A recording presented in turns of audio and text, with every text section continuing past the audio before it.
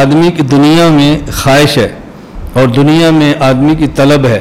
کہ میں جس قدر ہو سکے میں جنت میں جاؤں، اور جنت میں جا کر انسان کی کوئی حسرت نہیں ہوگی، انسان جنت کی نعمتوں پر اتنا مطمئن ہوگا کہ وہ حیران ہوگا کہ مشت نلائق کو خدا نے اتنی بڑی جنت عطا فرما دی ہے۔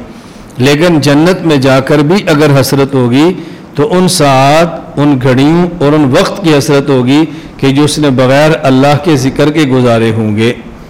اس سے معلوم ہوتا ہے کہ آدمی کو 24 گھنٹے ذکر اللہ میں مشغول رہنا چاہیے، لیکن 24 گھنٹے انسان اللہ کے ذکر میں مشغول رہ نہیں سکتا، انسان کے بس میں نہیں ہے۔ تو 24 گھنٹے ذکر اللہ میں مشغول رہنے کا طریقہ یہ ہے کہ آدمی اپنی 24 گھنٹے کی زندگی رسول اکرم صلی اللہ علیہ وسلم کی مبارک سنت کے مطابق گزار لے تو یوں سمجھیں کہ 24 گھنٹے اللہ کے ذکر کے اندر مشغول ہو گیا ہے۔ عشاء کی نماز پڑھیں،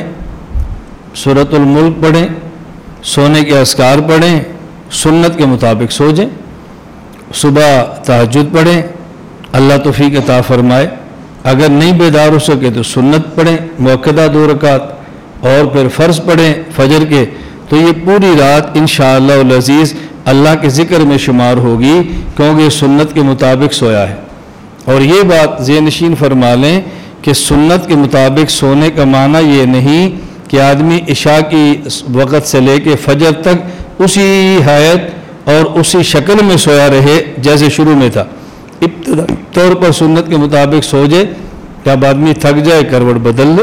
کوئی عذر ہو اپنی کروٹ تبدیل کر لے، لیکن سوتے وقت جب شروع کرے تو سنت کے مطابق سوئے۔ جیسے ہمارے ہاں علمی مجالس میں آدمی بیٹھتا ہے تو علمی مجالس میں اول تاخر 2 زانو بیٹھنا انسان کے بس میں نہیں ہوتا، لیکن جب مجلس میں بیٹھے تو آغاز 2 زانو سے کرے اور جو ہی تھک جائے تو اپنی کیفیت کو تبدیل کر لے۔ لیکن یہ کہ آدمی شروع میں ہی 2 زانو نہ بیٹھے، آدمی سٹارٹ یہاں سے نہ لے، آغاز ہی یہاں سے نہ لے، یہ بات ادب کے خلاف ہے۔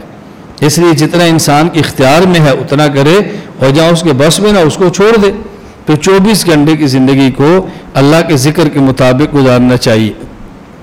حضور اکرم صلی اللہ علیہ وسلم نے ارشاد فرمایا کہ اکثر ذکر اللہ، اللہ کا ذکر اتنی کثرت سے کرو حتیٰ یقولون، کہ تمہیں دیکھنے والے، تمہیں سننے والے کہ انہ مجنون، یہ تو پاگل ہے۔ اس کا معنی یہ نہیں ہے کہ ذکر اس انداز میں کرو کہ جیسے پاگل بولتے ہیں، اس کا معنی یہ نہیں ہے کہ آپ اپنے اوپر حال طاری کر لیں کہ لوگ سمجھے پاگل ہے، دیکھو جو حدیث پاک کے اندر آیا ہے، اس کا معنی یہ نہیں ہے۔ اس کا معنی یہ ہے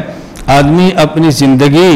سنت کے مطابق یوں گزارے کہ لوگ سمجھیں کہ اس کو پتہ ہی نہیں دنیا میں جینا کیسے ہے، بیوقوف آدمی ہے، اس کو پتہ نہیں کمانا کیسے ہے، اس کو پتہ نہیں سٹیٹس کیا ہوتا ہے، اس کو پتہ نہیں دنیا میں رہنے کے سلیقے کیا ہوتے ہیں، یہ ہر وقت لگا ہوا ہے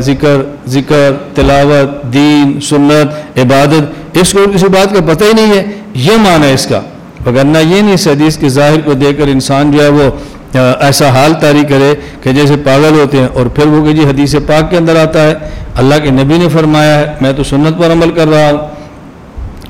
اللہ تعالی ہمیں یہ بات سمجھنے کی توفیق عطا فرمائے۔ اس لیے ہمارے یہاں جو جمعرات کی مجلس ہوتی ہے یہ خالص ذکر کی مجلس ہوتی ہے۔ آنے والے آدمی یہ ذہن میں رکھ کر آئیں کہ ہم اللہ کا ذکر کرنے کے لیے جا رہے ہیں، اللہ کے ذکر کے لیے ہم جا رہے ہیں۔ اللہ ہم سب کو اپنا نام مبارک کثرت کے ساتھ لینے کی توفیق عطا فرمائے۔ لا الہ الا اللہ، لا الہ الا اللہ، لا الہ الا اللہ، ما لنا رب سوا۔ لا الہ الا اللہ، لا